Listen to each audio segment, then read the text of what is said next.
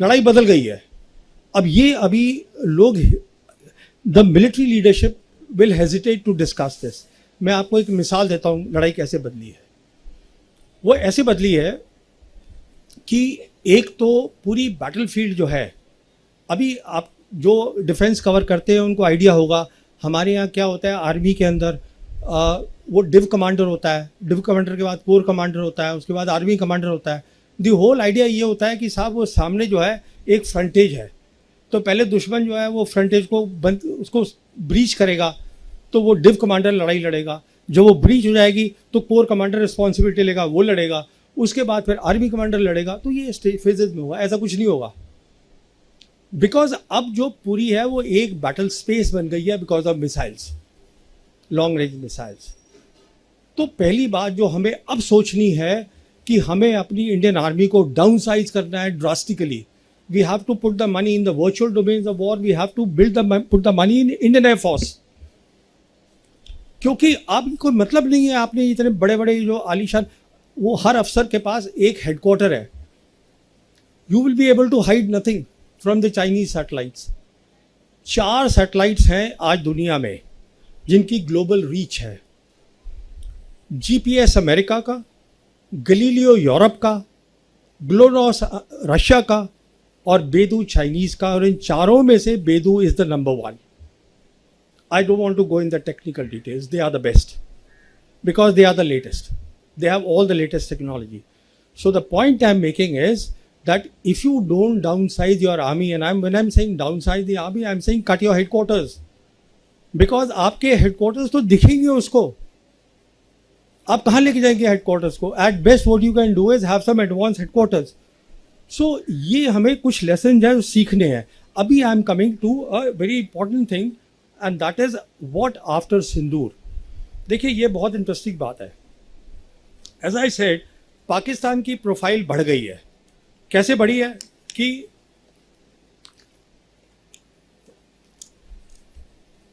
तीनों great powers today are facilitating Pakistan. America को चाहिए पाकिस्तान काउंटर टेररिज्म के लिए। इन लोगों का रिश्ता है 9/11 से बहुत पुराना रिश्ता है, वो टूटा कभी नहीं था। And Asif Munir, because he is now become a 5 star, वो अटेंड कर रहे हैं कल उनकी 250th army day parade. Sorry, या आसिफ मुनीर फील्ड मार्शल। तो American happy with them. The world doesn't believe our talk of terrorism, वो कोई मतलब नहीं है, बिकॉज टेररिज्म फिनिश्ड इन 9/11। उसके बाद जो चला था, जब बुश जूनियर ने बात शुरू करी, यू आर विद अस और you not with us, that was the days of terrorism. Now, because as I said, the global geopolitics is shifting. This is the day really of the conventional wars or hybrid wars. उसमें terrorism भी हो सकती है, but terrorism cannot be by itself. तो ये आपका narrative कोई नहीं सुन रहा है। अच्छा, चाइना जो है सेकेंड ग्रेट पावर उनके साथ खड़ा हुआ है, और जो रशिया है, as I said, they are, उनकी विजन जो है वो अलाइंड है। इनफैक्ट अभी रिपोर्ट आई है कि प्रेसिडेंट पुतिन, ब्रिक्स की समिट हो रही है 6-7 जुलाई को ब्राज़ील में। वहाँ पे 2 मुल्क चाइना और रशिया प्रपोज करने वाले हैं पाकिस्तान का नाम एज अ परमानेंट मेंबर। वो दूसरी बात है, होगा नहीं, because it works by consensus. In fact इसी के तहत foreign minister of Russia Sergey Lavrov, he is coming, I think tomorrow or day after he is coming to India. And one of the things before starting from Moscow, he said is, what I want to discuss is RIC. RIC stands for Russia, India, China. This is the foundation of BRICS. And BRICS is the key institution of the global south. What I said, where 80% of the world is going, which is about development, which is about prosperity, which is about win-win, which is about indivisible security. वो एक अलग चीज़ है। तो he is coming just to discuss that. Obviously he will be asking our leadership कि वहाँ पर prime minister Modi has to come. तो will he meet with Xi Jinping or not, formally or informally? That is important, because अगले साल BRICS की जो है जिम्मेदारी वो इंडिया के पास आ रही है। तो अब हमें अच्छा लगे या बुरा लगे, because of America 1.3 billion IMF ने लोन दिया है पाकिस्तान को, वर्ल्ड बैंक ने 4 बिलियन दिया है, एशिया डेवलपमेंट बैंक ने 800 मिलियन दिया है, और उनकी जियो पॉलिटिक्स बहुत बढ़ गई है। पूरी अरब वर्ल्ड, मुस्लिम वर्ल्ड, वो सब लिंक्ड है। सेंट्रल एशिया रिपब्लिक, ये सब रिक्वायरमेंट अमेरिकन की भी है, रिक्वायरमेंट चाइनीज़ की भी है। तो वो सब की आज जो है हमने ऑपरेशन सिंदूर करके by and they showing to the world that they are a military competitor to India, we have actually raised their geopolitical profile exponentially. पहली बात तो ये है। दूसरी बात, जैसे मैं आपको शुरू में बता रहा था, we have abandoned SAARC. We abandoned that in 2016.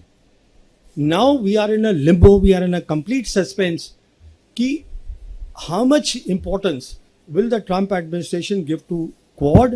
How much importance it will give to India being the net security provider in Indian Ocean region, and how much backing it will give to South Asia? South Asia में उन्होंने हाथ झाड़ लिए हैं। एक सवाल पूछा था president Trump say about Bangladesh, and he said it is between the two countries, they can sort it out, he is not interested. कहने का मतलब ये है, जैसे मैं आपको बता रहा था, दोनों एक्सट्रीम पे तीनों ग्रेट पावर्स इन्वॉल्व हैं। आज खुला मैदान है for China. There is a strategic void, India is not there, America doesn't want to come there, and China is very much there. And अब आप सोचिए आगे क्या होगा। प्रोफाइल बढ़ गई है पाकिस्तान की। Why can't the Chinese put Pakistan as a strategic alternative to India in the SAARC and revive SAARC? SAARC आज भी जिंदा है, हेडक्वार्टर है उसका नेपाल के अंदर। तो इन पॉसिबिलिटीज को आप सोचिए कि हम अपने नेबरहुड में there is a great possibility of getting strategically isolated. Next देखिए, जो सबसे इंपॉर्टेंट बात है जो मैं बताना चाहता हूँ आपको, this is the most important part. जो उनके डिफेंस मिनिस्टर हैं पाकिस्तान के, Khwaja Ali, he made Khwaja Asif, he made a statement 2 या 3 दिन पहले कि we are leaving Shimla agreement, we want to go back to the 1948 UN resolution, and what he said is that we want to call the military line ceasefire line. इसका बहुत serious implication है, ये मैं आपको समझाता हूँ कितना serious है ये इम्प्लीकेशन। देखिए, जब लाइन ऑफ कंट्रोल बनी थी शिमला एग्रीमेंट के अंडर, उसमें 2 बातें तय हुई थी। पहली बात ये तय हुई थी कि it will be bilateral, we will not allow any third party to come into this. और दूसरी बात ये तय हुई थी कि no force will be used by either side to change this line. कहने का मतलब ये है, दोनों साइड उसको टैक्टिकली तो चेंज कर सकते थे, जो हम करते रहते हैं, यहाँ हमारा, उसने हमारा ले लिया, हमने उनका ले लिया, बट ये दोनों की तरफ से ये तय हुआ था under the Shimla agreement. Now if they leave the Shimla agreement, and let me tell you, everything that the Chinese do, Pakistanis do, they are constantly taking the advice of China. इसको आप बिल्कुल दिमाग में डाल लीजिएगा कि चाइना और पाकिस्तान को एक देखिए। अब आप, वो हमेशा एक थे ही, पर हमने उसको 5 अगस्त 2019 के पास उनको ओपनली हमने एक बना दिया, वो गलती करके। तो अब देखिए इसका मतलब क्या है। जब वो बोलते हैं हम सीज फायर लाइन पे जाएंगे, इसका इम्प्लीकेशन बहुत सीधा सा है। एक तो we are open now, what they say very clearly कि we are open to the multilateral approach, we are open to the outside powers talking about Kashmir. देखिए, उनका core concern is Kashmir, Pakistan का, वो था, वो आज भी है। More important than that is कि सीज फायर लाइन को सुपरसीड किया था लाइन ऑफ कंट्रोल ने। लाइन ऑफ कंट्रोल बन गई। If they go back there, that means वो जो सीज फायर लाइन थी विच इज सुपरसीडेड, उसके जो रूल्स थे जो सीज फायर लाइन के, वो आज लागू नहीं होते। So they are making a case for attack on Kashmir. Please take it seriously. This is a case for the attack of Kashmir, जिसकी कोई बात नहीं कर रहा है इस देश में, कोई बात ये नहीं समझ रहा है। It is a one front reinforced war. कोई ये समझ नहीं रहा है कि ग्लोबल जियोपॉलिटिक्स हमारे रीजन में आ गई है।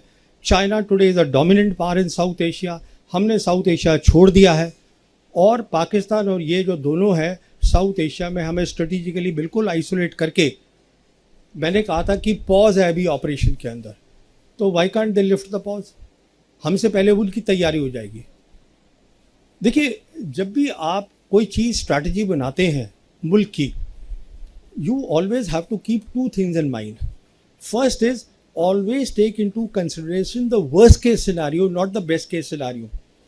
Number two, always give more capabilities to your enemy than he actually has, because then you will do well. ये दो बेसिक बातें हैं, मिलिट्री में भी होती है, वॉर एप्रिसिएशन में। तो मैं आपको ये सब बातें एक बहुत little time, this is a very expensive subject, तो मैं ये आपको बताना चाहता था, but I am open to questions. Thank you very much.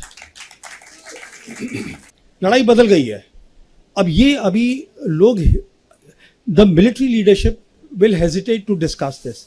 मैं आपको एक मिसाल देता हूँ लड़ाई कैसे बदली है।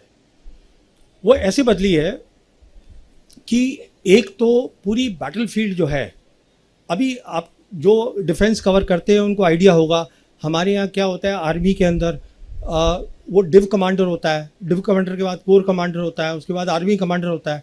दी होल आइडिया ये होता है कि साहब वो सामने जो है एक फ्रंटेज है, तो पहले दुश्मन जो है वो फ्रंटेज को बंद, उसको ब्रीच करेगा, तो वो डिव कमांडर लड़ाई लड़ेगा। जब वो ब्रीच हो जाएगी तो कोर कमांडर रिस्पॉन्सिबिलिटी लेगा, वो लड़ेगा, उसके बाद फिर आर्मी कमांडर लड़ेगा। तो ये फेजेज में होगा, ऐसा कुछ नहीं होगा, बिकॉज अब जो पूरी है वो एक बैटल स्पेस बन गई है because of missiles, long range missiles. तो पहली बात जो हमें अब सोचनी है कि हमें अपनी इंडियन आर्मी को डाउन साइज करना है drastically. We have to put the money in the virtual domains of war, we have to put the money in Indian air force. क्योंकि अब कोई मतलब नहीं है आपने इतने बड़े बड़े जो आलीशान, वो हर अफसर के पास एक हेडक्वार्टर है। You will be able to hide nothing from the Chinese satellites. 4 satellites हैं आज दुनिया में जिनकी ग्लोबल रीच है। जीपीएस अमेरिका का, गलीलियो यूरोप का, ग्लोनॉस रशिया का और बेदू चाइनीज का, और इन चारों में से बेदू is the number 1। I don't want to go in the technical details. They are the best because they are the latest. They have all the latest technology. So the point I'm making is that if you don't downsize your army, and when I'm saying downsize the army, I'm saying cut your headquarters, because आपके headquarters तो दिखेंगे उसको, आप कहाँ लेके जाएंगे headquarters को? At best what you can do is have some advanced headquarters. So ये हमें कुछ lessons हैं जो सीखने हैं। अभी I'm coming to a very important thing, and that is what after सिंदूर। देखिए ये बहुत इंटरेस्टिंग बात है। एज आई सेड, पाकिस्तान की प्रोफाइल बढ़ गई है। कैसे बढ़ी है कि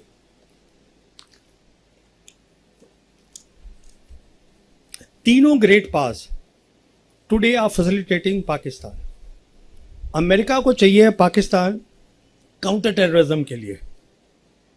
इन लोगों का रिश्ता है 9/11 से बहुत पुराना रिश्ता है, वो टूटा कभी नहीं था। And Asif Munir, because he is now become a 5 star, वो अटेंड कर रहे हैं कल उनकी 250th आर्मी डे परेड।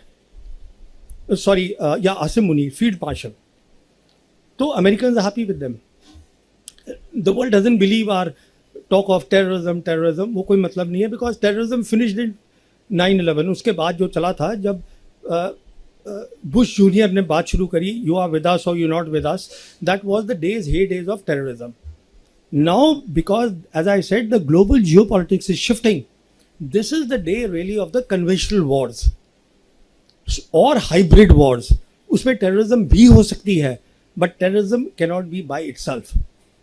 तो ये आपका नैरेटिव कोई नहीं सुन रहा है। अच्छा, चाइना जो है सेकेंड ग्रेट पावर, उनके साथ खड़ा हुआ है, और जो रशिया है, as I said, they are, उनकी विजन जो है वो अलाइंड है। इनफैक्ट अभी रिपोर्ट आई है कि प्रेसिडेंट पुतिन, ब्रिक्स की समिट हो रही है 6-7 जुलाई को ब्राज़ील में। वहाँ पे 2 मुल्क, चाइना और रशिया, प्रपोज करने वाले हैं पाकिस्तान का नाम एज अ परमानेंट मेंबर। वो दूसरी बात है, होगा नहीं, because it works by consensus. In fact इसी के तहत foreign minister of Russia Sergey Lavrov, he is coming, I think tomorrow or day after, he is coming to India. And one of the things before starting from Moscow, he said is, what I want to discuss is RIC. RIC stands for Russia, India, China. This is the foundation of BRICS. And BRICS is the key institution of the global south. What I said, where 80% of the world is going, which is about development, which is about prosperity, which is about win-win, which is about indivisible security, वो एक अलग चीज है. तो he is coming just to discuss that. Obviously, he'll be asking our leadership कि वहाँ पर Prime Minister Modi has to come. तो will he meet with Xi Jinping or not, formally or informally? That is important because अगले साल BRICS की जो है जिम्मेदारी वो इंडिया के पास आ रही है. तो अब हमें अच्छा लगे या बुरा लगे, because of America 1.3 billion IMF ने लोन दिया है पाकिस्तान को, वर्ल्ड बैंक ने 4 बिलियन दिया है, एशिया डेवलपमेंट बैंक ने 800 मिलियन दिया है, और उनकी जियोपॉलिटिक्स बहुत बढ़ गई है. पूरी अरब वर्ल्ड, मुस्लिम वर्ल्ड, वो सब लिंक्ड है. सेंट्रल एशिया रिपब्लिक, ये सब रिक्वायरमेंट अमेरिकन की भी है, रिक्वायरमेंट चाइनीज़ की भी है. तो वो सब की आज जो है हमने ऑपरेशन सिंदूर करके bye and they showing to the world that they are a military competitor to India, we have actually raised their geopolitical profile exponentially. पहली बात तो ये है. दूसरी बात, जैसे मैं आपको शुरू में बता रहा था, we have abandoned SAARC. We abandoned that in 2016. Now we are in a limbo, we are in a complete suspense कि how much importance will the Trump administration give to Quad, how much importance it will give to India being the net security provider in Indian Ocean region, and how much backing it will give to South Asia. South Asia में उन्होंने हाथ झाड़ लिए हैं. एक सवाल पूछा था president Trump say about Bangladesh, and he said it is between the two countries, they can sort it out. He is not interested. कहने का मतलब ये है, जैसे मैं आपको बता रहा था, दोनों एक्सट्रीम पे तीनों ग्रेट पावर्स इन्वॉल्व हैं. आज खुला मैदान है for China.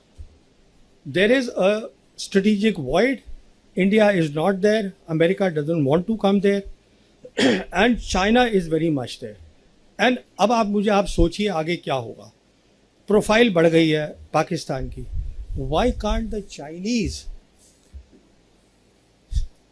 put Pakistan as a strategic alternative to India in the SAARC and revive SAARC? SAARC आज भी जिंदा है. हेडक्वार्टर है उसका नेपाल के अंदर. तो इन पॉसिबिलिटीज को आप सोचिए कि हम अपने नेबरहुड में there is a great possibility of getting strategically isolated. Next देखिए, जो सबसे इंपॉर्टेंट बात है जो मैं बताना चाहता हूँ आपको, this is the most important part. जो उनके डिफेंस मिनिस्टर हैं पाकिस्तान के, Khwaja Ali, he made Khwaja Asif, he made a statement 2 या 3 दिन पहले कि we are leaving Shimla agreement. We want to go back to the 1948 UN resolution. And what he said is that we want to call the military line ceasefire line. इसका बहुत serious implication है. ये मैं आपको समझाता हूँ कितना serious है ये इम्प्लीकेशन. देखिए, जब लाइन ऑफ कंट्रोल बनी थी शिमला एग्रीमेंट के अंडर, उसमें 2 बातें तय हुई थी.